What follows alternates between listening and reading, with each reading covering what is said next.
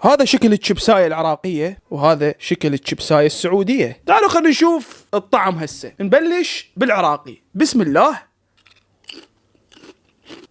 انا عاده احب الليز او الليز، شو يسموه ما اعرف، احنا بالعراق نسميه ليز. السعوديين اللي تشوفونه لا تضحكون، ترى ندري اكو ناس يسموه ليز، احنا نسميه ليز. اوكي، بالنسبه للعراقي الطعم عادي، نكهه الليز بالجبنه الفرنسيه. تعالوا هسه خلينا نذوق السعودي. بسم الله.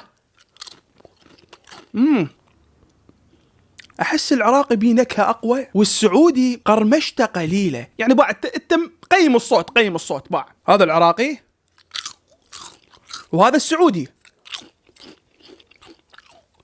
نفس الشيء. شبيك نفس الشيء، نقرمش نفس الشيء، بس النكهه العراقيه اقوى والنكهه اللي بالسعودي اخف.